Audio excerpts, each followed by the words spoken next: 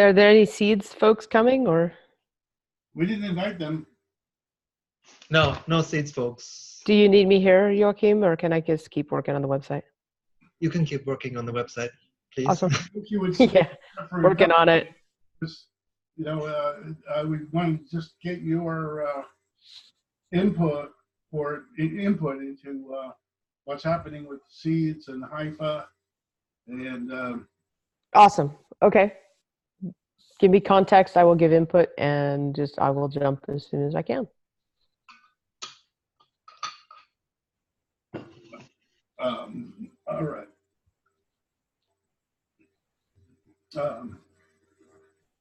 Okay, so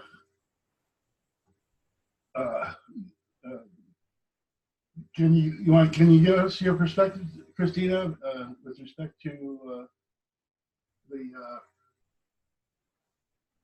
involvement of the co-op with seeds and Hypha? With the involvement of the co-op with seeds was my fault. So I'm very excited about it. I was introduced to seeds through the Regen Collab community, and through Reggie, who is their partnerships lead. And I found my conversation with him very coherent with what we're doing in the collective. I encouraged him to get the devs there talking to Joachim, and then lots and lots of stuff started happening. And I'm eager and enthusiastic. I'm not sure I have much to add to what's happening because currency breaks my brain. But I'm glad it's all happening. And I have contacted a member of the human systems team. It's Joe Edelman and Company's project, which grounds communities in values articulation rather than goals. And I think is really fundamental to some of the thinking through, some of the way that they think through design is very important for currency stuff. So I'm working on getting all of those folks talking together. So I'm kind of letting whatever's happening with seeds and DigLife happen. Like, you go, that's great. That's my opinion. And then I'm working on getting the human systems perspective in there. Okay. See if you can fix it. See if you can reset your password. No, I can't. Oh, man. I tried it. I can't. Joachim, will you look at the Cloudron and see if you can access? In order to access the administrative functionality, we've got to sign in. And we can't sign in. But yeah, I'll look into it. I may have to, that could be someone may have to add the accounts that has admin capabilities. That may be the easiest way to handle it. I don't know how we get it to go back. You know, I mean, Philip did an import and changed the login configuration. And, unless if we can get in there and change it back, that's one thing. I guess the other thing is. Joachim, why don't you and I look at it and see if we can fix it without. I mean, Roy was ready to like delete his account and restart his account on Cloudron. So, why don't we look at it when we look at styling and see if we can fix it? Yeah, I don't think it'll let anybody in. I'm in. Well, did he used it before on the other site and. Before the migration, you mean? Before the migration. Before the migration, I got single sign-on, no problem. After the migration, I reset my password. Yeah, no, before the migration, did he have a user account on Philip's WordPress site? Before the migration, yeah, I had a user account on Philip's WordPress site. And so did Roy. Yeah.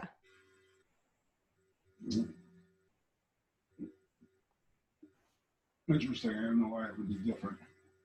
All right, but I think that, looking around as admin would probably be the first thing to do to diagnose it. Okay, I don't want to do it right now. I would Yeah. like to go and do some of the styling that we just talked about with Roy and like get the website going. You just let me know when you want to do it. Okay, so I will talk to Joachim about styling. We'll look at it, see if we can figure it out. If we can't, I will ping you. Very good. Awesome. Thank Okay. Thanks. you. Bye.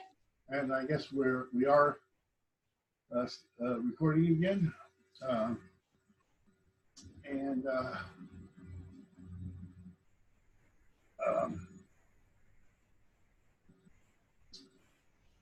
I guess the next, I still have a lot to learn about seeds and Hypha. So I'm trying to catch up in the Telegram group. I suggested we get together physically in conjunction with the Platform Co-op 2019 conference in New York. You got my,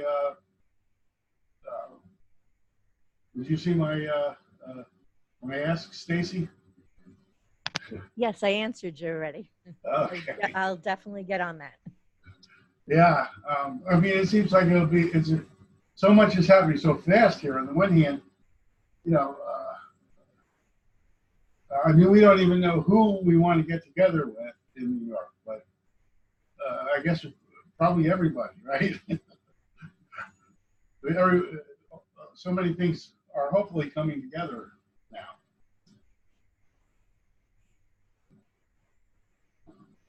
You're on mute, Joachim. Are you going to that? You're muted. Oh, sorry about that. Yes, I registered for that event. I'll be there. Jim, my question is, who's there from the? Do you know who's there from the Seeds Hypha group?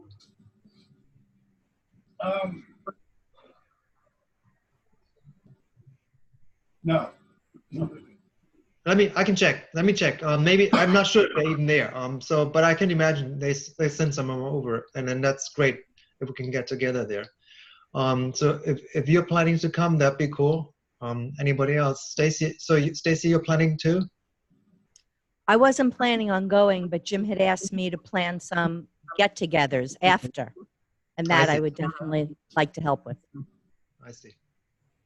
I'm going to give this first call a pass, Joachim. I think it's very definitely centered around the internals of Hypha already. The people that have identified it as wanting to be in the call, the agenda described by Reiki. It looks nice and tight and very DAO centered. So I'm going to wait for the economic one next week, which is just being scheduled up for 28, 29, or 30 of October, because I think the economic issue is distinct from the DAO. Yeah, there's that. So you saw the poll, the doodle poll for that meeting next week or whenever. Yeah.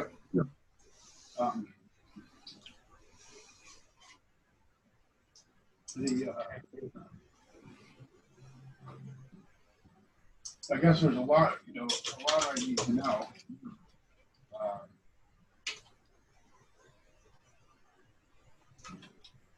I guess this was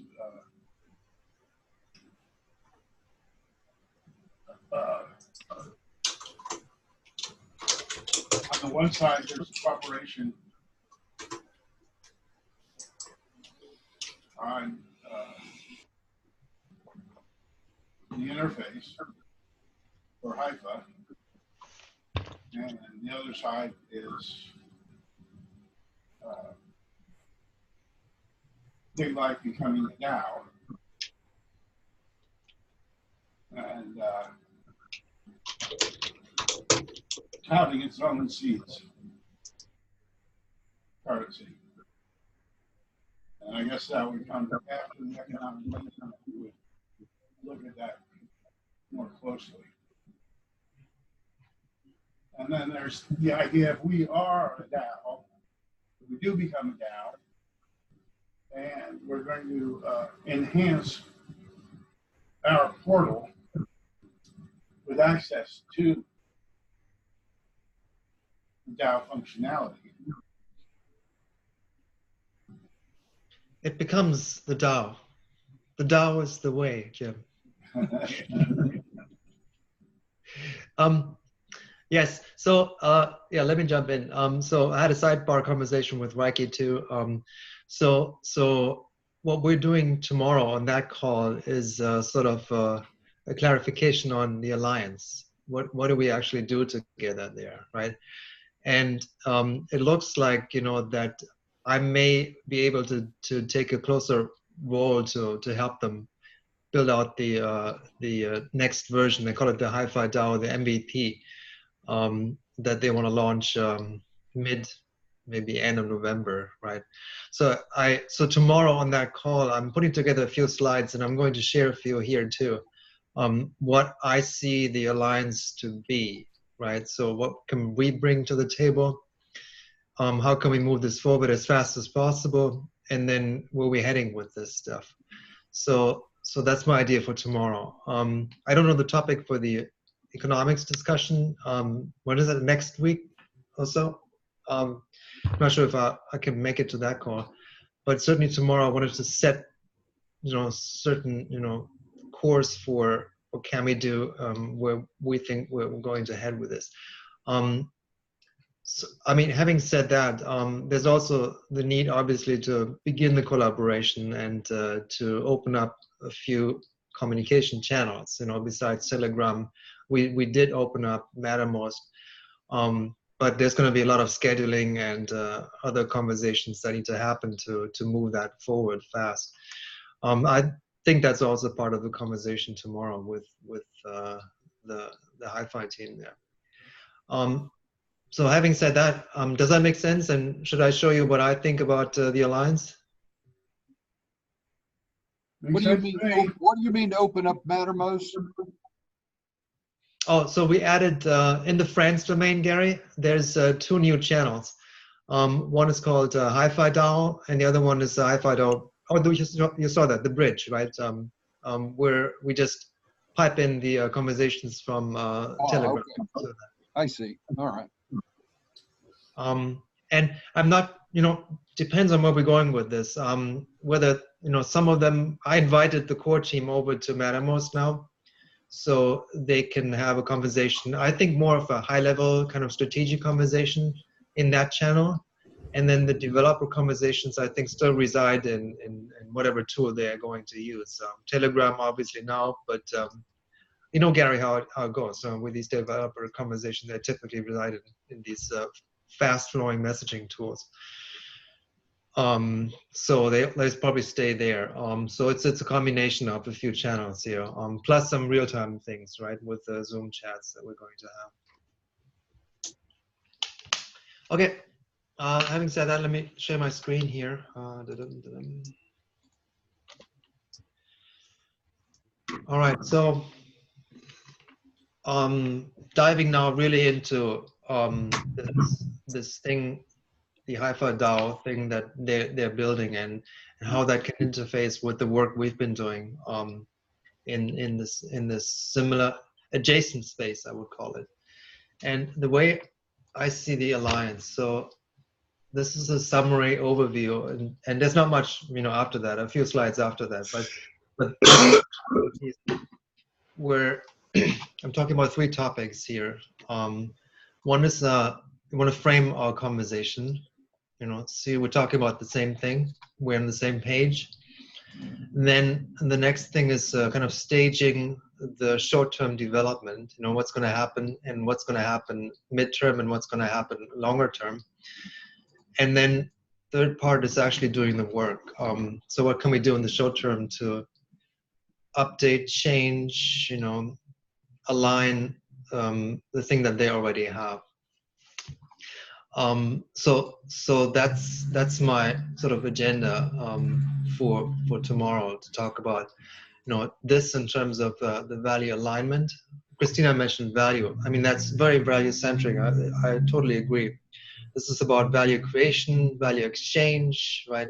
And how we get the most out of this. Very human centric, of course, too, right? So the whole design process, as we've been doing it, it's very human centric, rather than doing that, all algorithm based and automated and focused on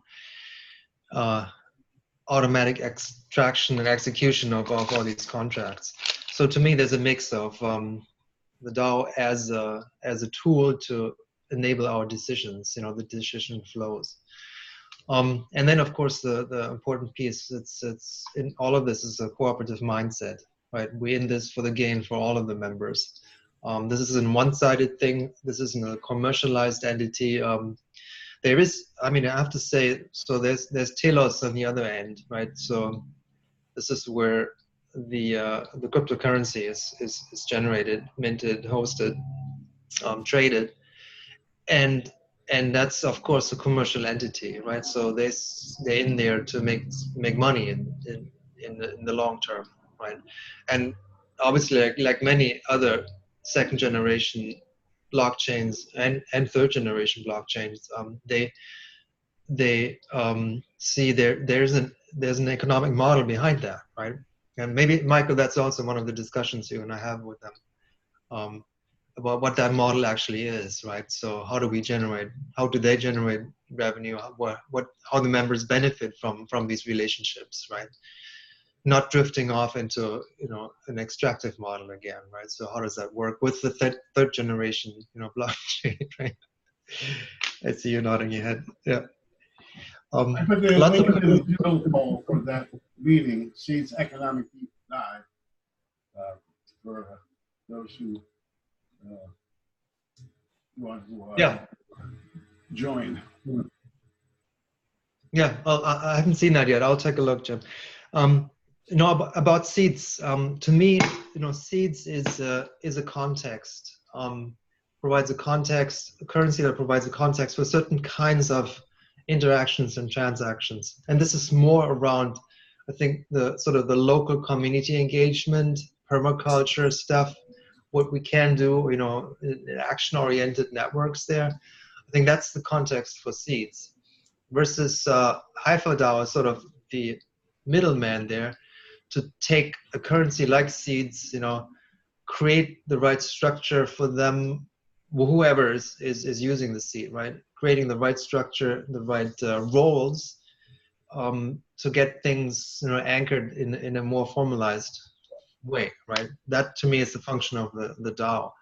And then of course telos as the back end there to say, okay, this is how the currency is flowing through the networks, right? And this is how it's getting decentralized. So that's the play with the seed. I'm not sure how much actually we are involved in the seed development. For this, certainly for this Hypha DigLife Alliance, I see very little involvement. And the focus is really on what can we do with the Hypha DAO in the short, midterm, and longer term. Okay, so that's the short, middle, long term here, and then doing the work. So this is where we actually can apply, sort of give them a few of the web components we developed and integrate that into their UI.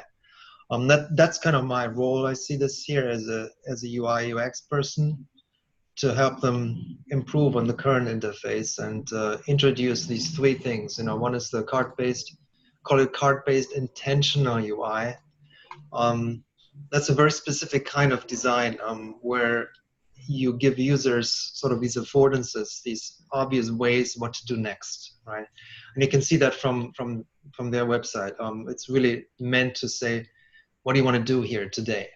What's the goal? What's the task? What do you want to accomplish with the others in that same space? So this whole intentional design, I think, plays an important role here.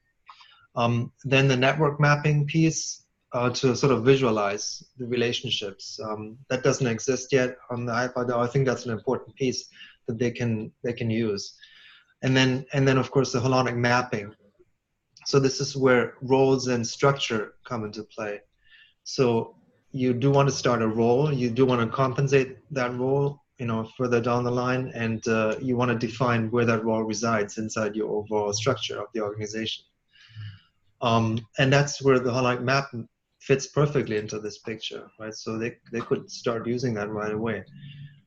I have to say, this is all for Hypha. This is sort of using Hypha to build Hypha. I always say Hypha, I don't know. So they're using Hypha to build Hypha. So sort of a kind of a bootstrapping process, the way I see that, right? So if that works, we define some roles in there. They get compensated for real currency or just a way to test the system. That's okay, right? A way to see who's in the network to build this thing, and starting to put out some cards there for certain intentions that you might have using the platform. So that to me is the doing the work thing. I'll stop here for a moment. Does that make sense so far? This kind of breakdown. It does. I'd really like to see the rest of the slides. Welcome if you want to. Are they in the chat? Have I not missed that yet? Yes, no, they are. That's the doodle. Yeah. One of the things that discouraged me from participating in this one was the evident engagement of the first 4 or 5 people who've participated in the doodle on it. And the specifics in Reiki's summary, where he's talking about particular roles, particular dollars, and the need to get things going fast. And I see this as a formative event that may lead to the first implementation of sort of the business model that they're talking about.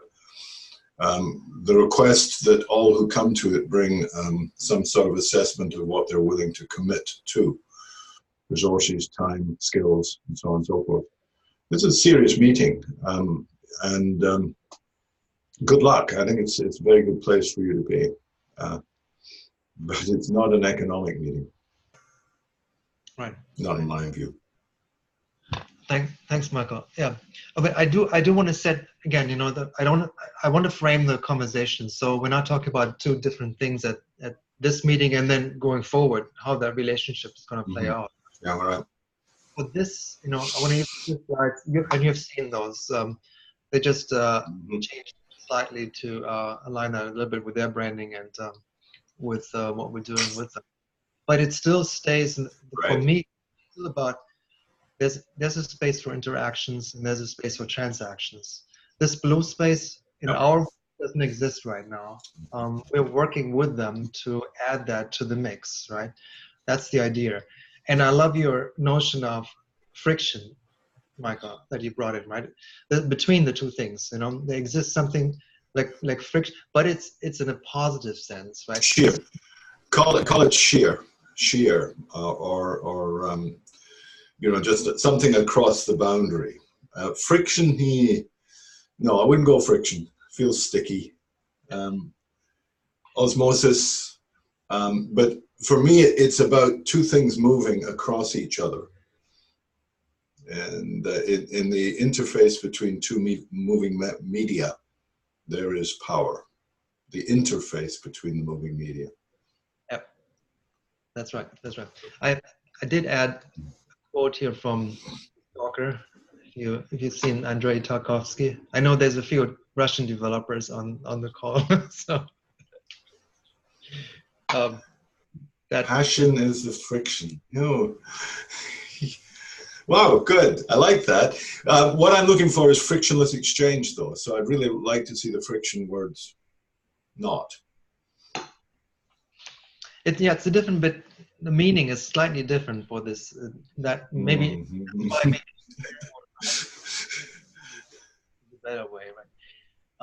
But it's something moving. It's kind of a fractal thing between these 2 worlds here, and very important to me also that we're saying we're building out both sides here, right? So what we're doing on this side is as important as what's happening, and we're calling this is more about financial ledger versus this new thing called social ledger that doesn't exist yet in any shape, but we understand what is happening. This is really the community get-together socio-technical stack that plays into this space, versus anything that's important and needs to be, sort of formalized more, that happens in this upper space. And I think more and more of these groups and organizations that join, they have a need for that. At some point they say, what are we going to do next here, right? Who's doing what, and then who's going to get rewarded for what? That question obviously comes up. It doesn't come up, I think, in the early stages of a project, right, where it's full of interactions, right? This is about getting to know each other, building relationships, and all this good stuff. But it comes in later in the project, right? Assuming you get to something that creates some kind of a value exchange, right? In the market, for other groups, whatever it is, right? You get to that point, you will get into a sort of field where you do need to anchor these transactions in a more formal framework.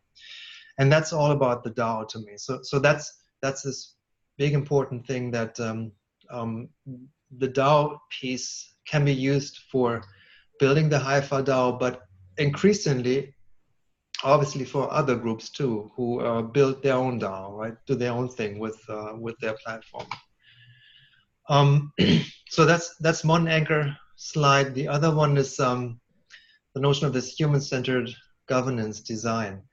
That's from another slide that I've created in the past, and that's just saying, between humans and blockchains here, right? There are different kinds of technologies and ways we're currently working on this problem of governance, decentralized governance design.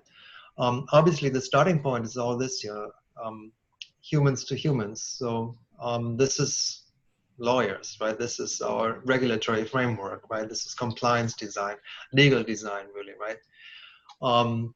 That's the framework we have today. That's how you create an organization and a company and all the rest. But increasingly, and the new playground here is really, a lot of this is happening in this very process-centric governance design model.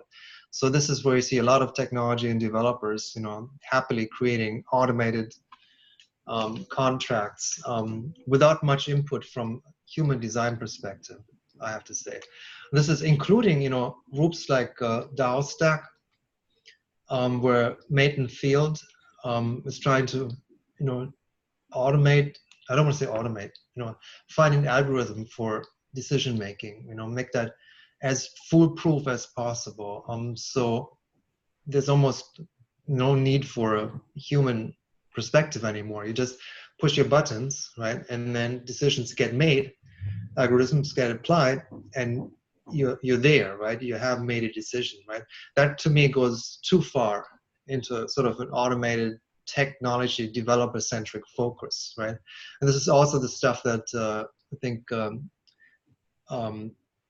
Michel Bouvon talks a lot about, that this is too much into a territory which he's not comfortable. It's outside the commons, really. It's more in a territory which is more self-centered, egocentric, right? So give me my stuff, let me control my resources.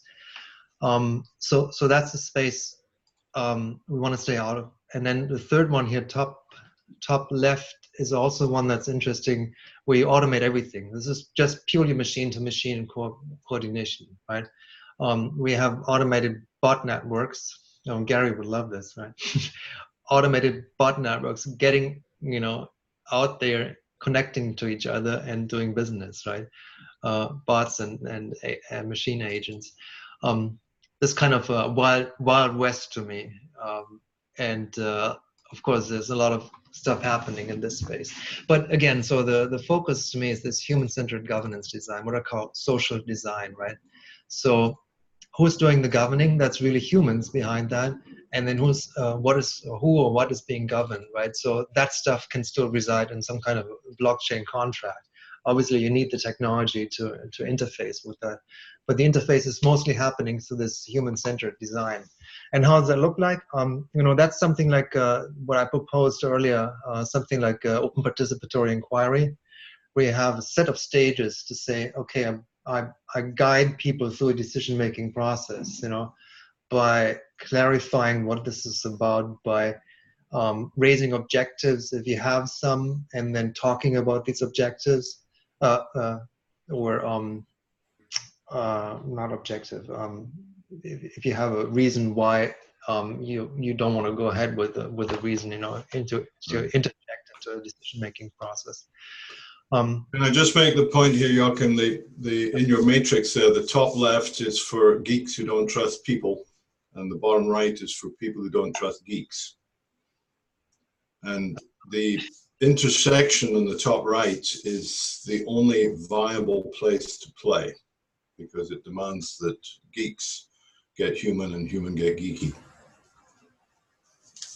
Wait, geeks who don't like people, and then the other is people who don't like geeks.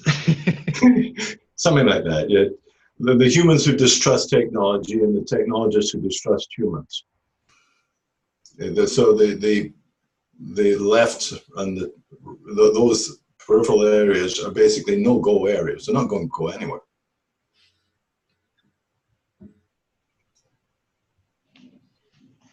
Great, maybe I could say that much better. No, well, it's from the designation. Thank you. Okay. All right, so that's the second slide I wanted to show about, setting the frame. And then the third one is this here. That's not quite ready. This is about breaking down information silos. So this is about, on one side, we have organizations and they have their knowledge and they keep it that way. That's fine. But there's a portion of the knowledge that's increasingly shared, right? So protocols, technology, platforms, activities that can be shared among these different organizations. And that's, one of the reasons why we want to open up that space, make it more commons oriented, so that a lot more can be shared and can be worked together on, given the right structure, right? And this is the important thing here, given the right understanding of who's involved in what capacity, what skill sets he or she brings to the table. That should be transparent enough to say, yes, okay, we have a framework in place. Now we can start sharing this stuff a lot more. And that's where I see this DAO going too. So it's not only my organization using the DAO to, create some value flow, but it's going across organizations. This is a much larger playing field. And this is kind of the transition we already went through with deciding that we onboard organizations now. They can play in our space and figure out new ways to collaborate and cooperate. And similarly here with their DAO, I think that's an interesting space they want to be in too, right? So that to me is the suggestion to them, that they open it up too and say become sort of this meta collective or multiplex, as we call it. And then find themselves in a much bigger playground. I think they will like that because they want to attract more people, more members using the Hypha DAO network. Okay, so that's basically what I have so far. This is repeating this again. Most of the stuff that we've been talking about is in the CODI document, CODI-MD document, that talks a little bit more, about what does it actually mean if they would use a holonomic map, a network map, and a card-based UI, and what possible features could they introduce in their platform, right? I'll stop here because I do want to hear, also Jim's concerns about better communication channels and how much of the stuff that we've been doing should already play a role here in that alliance. Is it enough, or is it more that's needed here? I don't know. What do you think?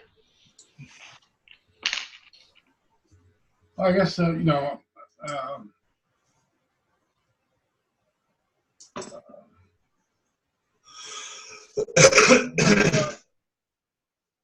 guess a couple of comments with respect to that. Connections. I guess is the general category. What are the connections? And, you know, it's like you have these silos and then you have this common layer underneath. But, you know, this is that's the structure that has failed for the last 60 years, in my experience. That without definite connections, you're not going to have any cooperation. And part of that is, you know, I mean, one thing could be chat channels. I mean, Google Documents could be connection mechanism. But I think what it boils down to is you need doubly linked circles between organizations. You have to have members of human beings that are members of two of the silos. And I think that, you know, in sociocratic style, unless you have two of those, unless you're doubly linked, someone in that community in here and someone in this community in there, you're not likely to have a collective intelligence emerge. And it almost doesn't matter what part of the organization these connections are in. They'll synchronize and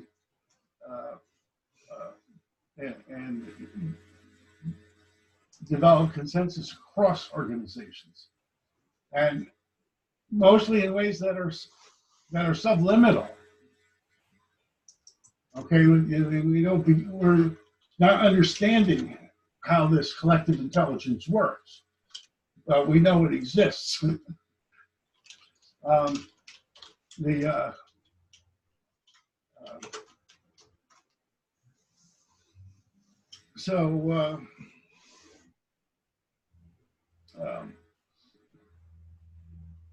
My concern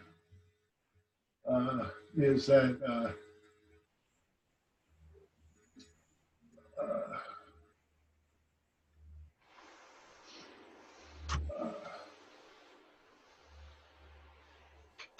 and you know, I'm still trying to figure out why so many people are thinking that we're on the verge of finally overcoming the stuff that we've been doing, trying to do since from the 60s onward. It is about to happen now, and then if people are going to cooperate now,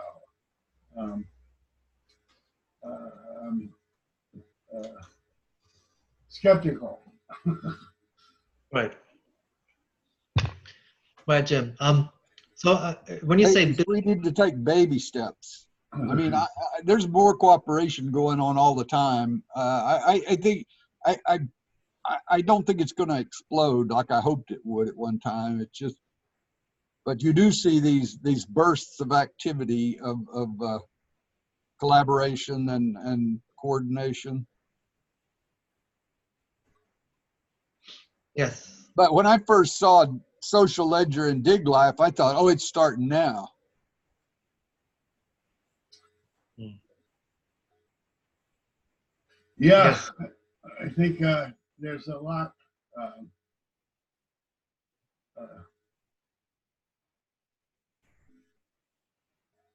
A lot to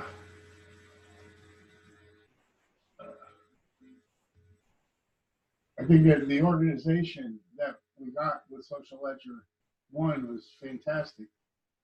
The thing is that we want to get that more passively. The interaction of the people themselves should create that structure rather than them having to type a /dig command.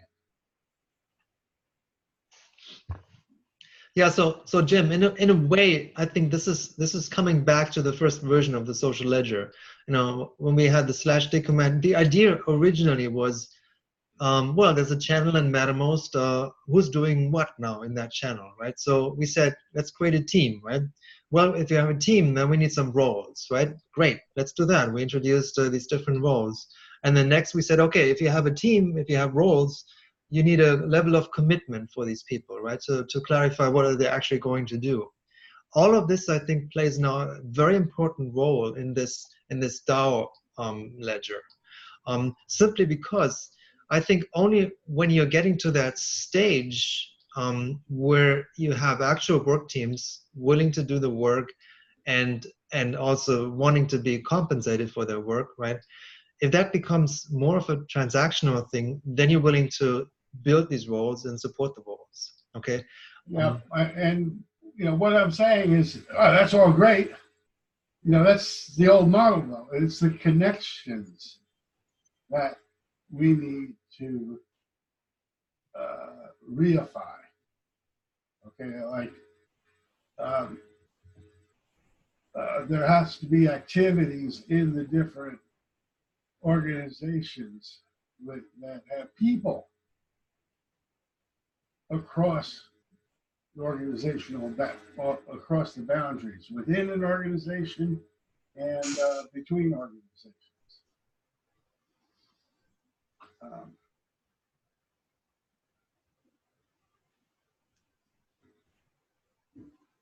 Right, right. I mean, so to me, that there's an informal aspect to building and maintaining these relationships, right? And there are thousands of ways, and we just want to make that kind of space more richer, more complex, as wherever we want to go. And then there's a more formal aspect of that too. So if out of all of your interactions and conversations, there suddenly comes a need for, okay, let's build this. We're going to do it. Who is willing to step forward now?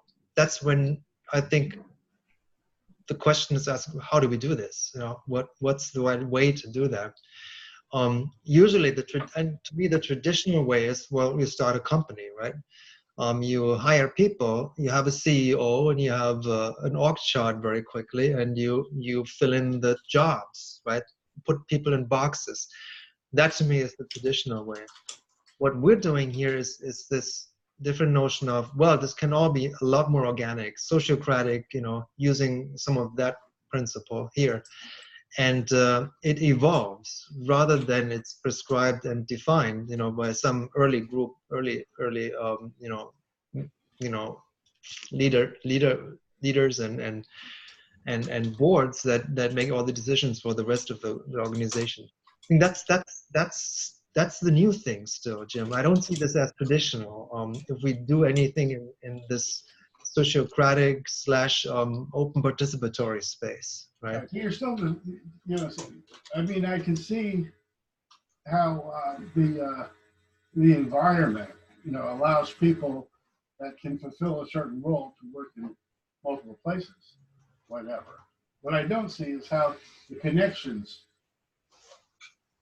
that are built from that are reified and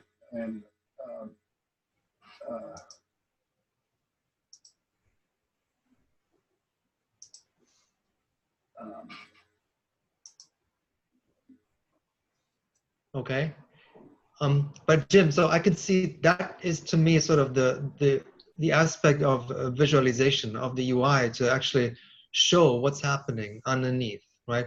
There's certain aspects that, and I believe that organizations can share here, right? They create certain structures, they create certain roles, they allow people to, share their profile and skill sets. That's all great. So why don't we share that kind of information, visualize that information, right? And then you get your connections out of this, right? That to me is key. Right? So you have, we have a holonic structure where we have, we have activities that are common, that have the same name. We have people who in different activities in different places with the same name. Okay, we can map the network maps and the holonic charts, and we can investigate these things, we can apply them. I'll have to think about it. It's still, think about it. It still seems like we're doing what we've always done, which is the definition of insanity, isn't it? Yeah, very good. Very good. Totally agree. But yes, it is. I mean, in many ways, I see what you did with the social ledger one is revolutionary. Okay, it's, but it is the same. Very. structure, we could, there, but giving us the ability to Yeah. Now the social making ledger the one, network visible, making it real. social ledger one was where this concept of friction comes in, and the friction was the slash commands that feels like you're a sysadmin, and so nobody will touch it, I guess. They're afraid they're going to, format their hard drive or something because it looks like, they're at DOS level when they're doing those dig commands. But back to your charts, Joachim, the two slides that at the beginning, the one with the friction and the one with the wedges, the two wedges on top of each other, those are the most interesting to me and worthy of the most discussion. And Michael brought up a concern about the use of the friction metaphor there. And I initially completely agreed with him. And then later on, I started thinking that I really like this idea of friction being, something being between value creation and value exchange. I love that slide. One thing that I question about it is down in the bottom right corner, you've got the time arrow going to the right. So to me, what that suggests is we're moving away from interactions and moving completely towards transactions. And I don't think that's what you mean at all. Because as you go to the right on the wedge, you're completely in transactions now. Yeah, So go ahead. Do you see my concern about that particular impression the graph gives? Yes. Or is yes. that, yeah. Right. So to me, yeah, that's one way to see it, Gary. To me, this is sort of a natural progression. If you do anything with a group of people, work on a project or build something together, at some point, you're going to move on to the next thing, right? You've done what you wanted to do, you've accomplished it, right? And you have very little actually interaction happening from that point on. This is when people take over. Yeah. I'm thinking of it as the big picture, but you're taking a more microscopic look at coordination. Yes. And yes. Yeah. Okay, that helps a lot. That's exactly right. It's a micro thing. It's really looking into what the interaction, what the teams are doing at a certain stage, and they're coming to some kind of an end here, right? So, and this is where you want to take the result of that, the value you created with your team, move it to the next stage, move it into another space, right? And then they create new value, right? So they merge it, they put something else together, a new interaction starts. You create new wedges now, and you start with your ideas, and then you move towards value. Yes. Transactions. That's exactly okay, I like that. Yeah. Okay, and then I wanted to say to Jim too, the notion of social ledger one, and what you said, Gary, about fear. This is a DOS command here. I'm going to reformat my chart. There are two things. I wanted to move away from command-based interfaces. As much as Jim likes it, right, and a lot of other people so like, and they need it, of course, right? Of course, they're much more efficient than any visual UI, type of interface. But I do want to address, reach out to other people who are not willing to learn, even simple slash commands. It just doesn't work. It doesn't click. And the other thing is I wanted to uncouple from specific tool sets and be able to say, here's a ledger that applies to any way you work, right?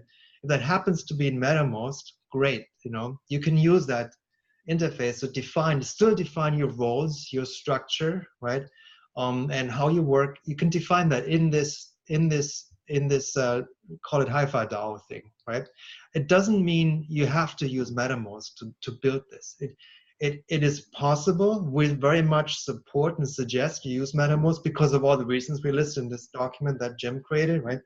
There are reasons why you use something like MetaMost, but it's not tied directly into that thing, you know. That's actually how we started with the social ledger, was to say, let's use MetaMost. You know, I looked at the API and see what we can do actually within MetaMost. And then that's how the whole thing started with, oh, you can do slash commands, you can create roles that are now tied to a specific channel in that specific tool, right? It's very much, you know, frozen inside that tool set. Now, I want to loosen that connection and say it doesn't really matter, because what we've seen already, other teams using other ways of communicating, right? So can we extract the idea of, yes, circles are super important, structure is important, roles within the circle are important, people inside the structure, what they do, what their skill sets are, how they connect and relate to each other is important. Can we take all of these pieces here and then put them into a different platform, right? Where they can formalize that structure and say, okay, this is how we work, this is how we organize. You want to take a look at this, you know, go over here. If you want to have a new role, sign up, request a new role, we're going to talk about it, right? If you want to apply for a role, go there, you know, you get funded for that role eventually if it maps into the other activities that we're doing. So that whole process, I want to sort of bring that into this Hypha DAO. To me, that's an ideal environment to create that kind of functionality that we weren't able to really create that in a specific Mattermost, you know, channel / dig command. It doesn't really fit well into that. That's the way how I see it today. I can see this fitting really well into a DAO structure.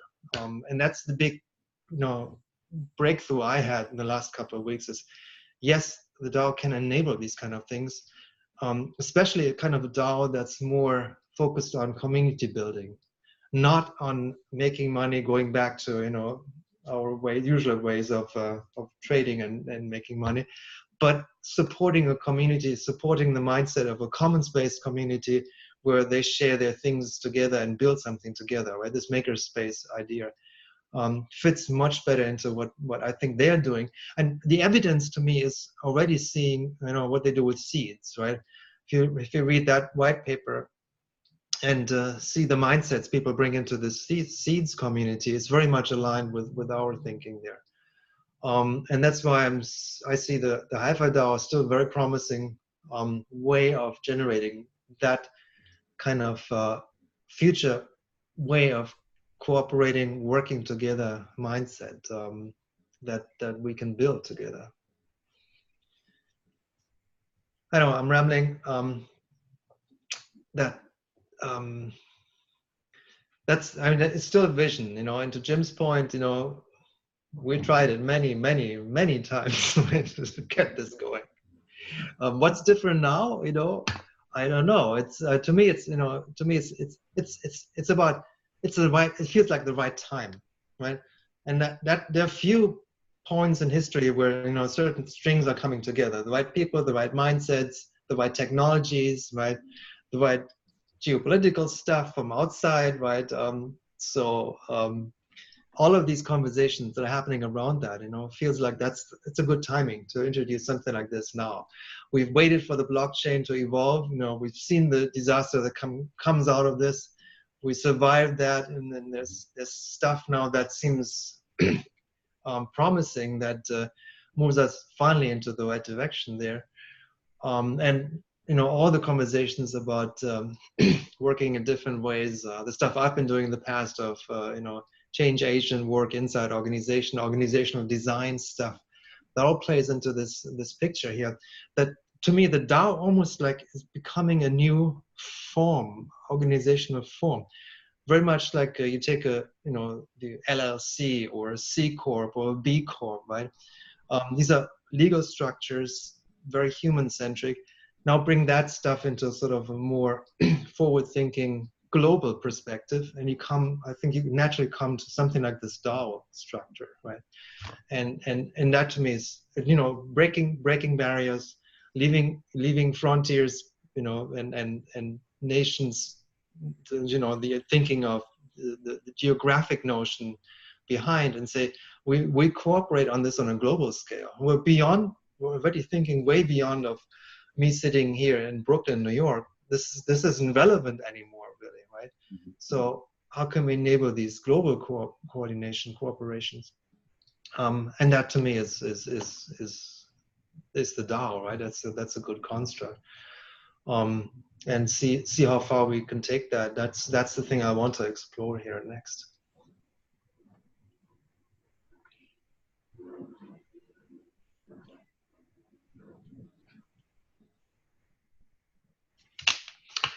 Stacey, haven't heard from you today. Yeah, I try to stay quiet because I'm very clear that there's a lot that I don't understand. And like most people, I don't like to sound foolish. But I do want to say that Jim's points are very valid. And I don't know if I'm going to just say this. I'm not good at connecting all the dots, so I'm going to just jump to the end. I had been on a call with somebody, I believe he was from East Thailand. And one of the things he mentioned is that in the community where he lived, every day they knew they would put out what's going on, what the assignments are. If you want to show up, you show up. Now, I know that's not a way to run a whole thing, but I think having that small piece that's undefined that you can drop in and drop out adds to a flow that then creates the kind of connections that Jim's talking about. You know, I know for myself, I tend to only volunteer because I have this, you know, whether it's a commitment or expectations, whatever it is, I know I'm not alone. And yet I also know that I do bring value with me. And of course, that's going to be unpaid value because it's volunteer. And eventually volunteers burn out. So I guess, you know, I have a lot of stuff going on my mind. For example, I'd like to know when the next Hypha meeting is, because I don't see where that is. And yet I've watched the other videos and I've been watching them. I had even spoken to Gary a little bit about this, that I really had seen that there was overlap. So I was very happy to find out that you guys had found each other. So on one hand, what I'd like to say about DigLife, like I wish that I could just put in the search bar, Hypha, and see what meetings are there or where certain members might be, almost the way I would do with Google. And on the other hand, it would be nice if there were an area within everything that's sort of open and undefined where people could come in and see, well, do I have something to offer today? Maybe not tomorrow. And I know there's the whole catch-up factor, and that could be a problem, but I still think that for the sake of diversity and increasing connections, that space is important. Great, thanks, Stacey. Pretty much describes what we're going to build here, right? A search box where you can see all of the events, you know, anything that's happening particular to your area, and you can participate in that sort of in an open participatory way, right? You can inquire at any stage and see what's going on here, and can I give you my voice here, my ideas, even as a volunteer role, right? It doesn't have to be a paid thing, right? For some engagement. So of course, you know, it's an open space, open participatory space. And that's, I think, what we're really building here, right? That's at the core, right? It's the rich interactions, you know, to enable different ways of communicating without worrying too much about what kind of technology we use, because we do know, you know, on a lower level what it is that is trustworthy, right? That we can bring into this space. And we do start thinking about sort of the social protocols. How do we actually use that kind of technology? What makes sense? And you know, that comes out of conversations like what you've been doing there in the Facebook space, right? Where you experiment with new ways of conversations, conversational experiments, global challenges, and you starting to see some protocols coming out of this too, right? You know, the good stuff that the bond raising guys are putting together, new tool sets, new protocols, how to apply that and bring it forward, right? So that question arises in many places. including here. So that's something we're building. We don't have it as an offering, as something that's concrete, you pay for, you get that offering. It's still very much experimental. I keep emphasizing this. This is a prototype space. You get to know the people working on these technologies here. You get to see the technologies firsthand, but they're not at this stage where they're stable enough to say, yes, we're going to solve your problems in your space that where you need it. But it's a step in this direction, right? So we go back to when you say I wish I could, this is sort of what we were empowered to do with the social ledger line. We could turn our wishes into something that everybody could use the next day, and it was so much fun to do that.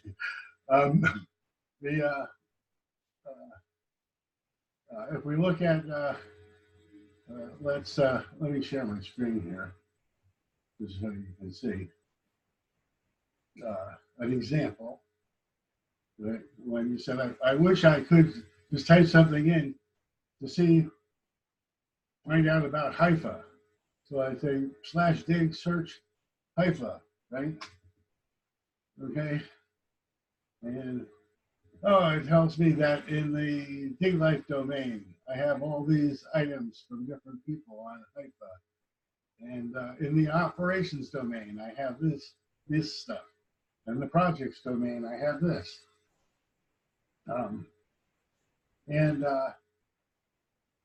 Really, with our commands that we make, like /dig, we can combine whatever data sources we want to have our wish. When we wish we could have something, we can have it. Yes, we can just create it.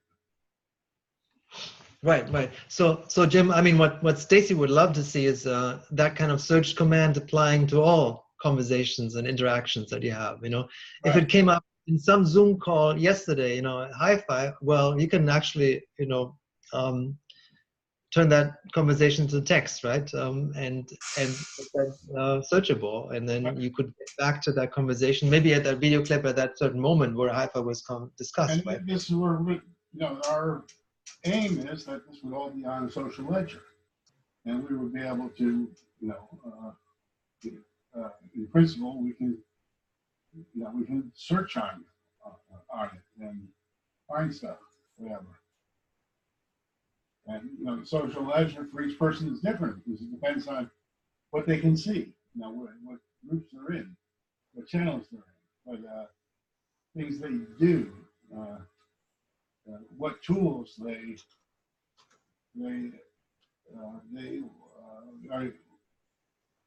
are integrated with the portal. I mean, you could search GitHub also if that's part of your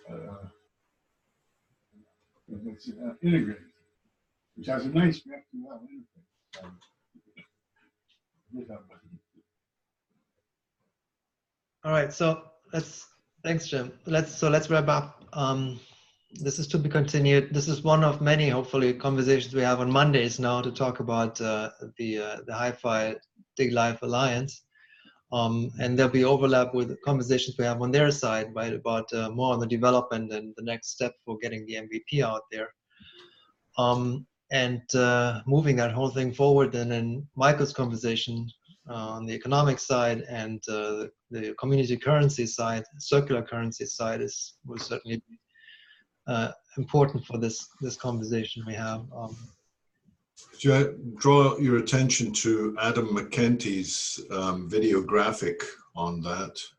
They did a very, very elegant little piece of comic explanation of money in the big world, the problems of banking and whatever.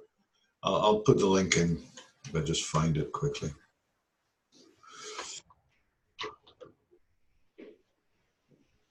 Sorry to interrupt. Carry on. I beg your pardon. Yoakum, is the Hypha meeting at this link tomorrow? No, that's something they will start, and I don't know what that link is either. So the best thing is, I don't know if you're on Telegram. Yeah, that's where they have I most think of. I got to work on that. I have to leave. I'm going to leave and start the Art on the Blockchain meeting. Oh, yeah. We're late. I'm sorry. Bye, guys. Oh, yeah. Where is that one happening? That's in my room. Okay. Thanks, Jim. Good talking. Later. Bye, thanks, Okay, Ed. bye. That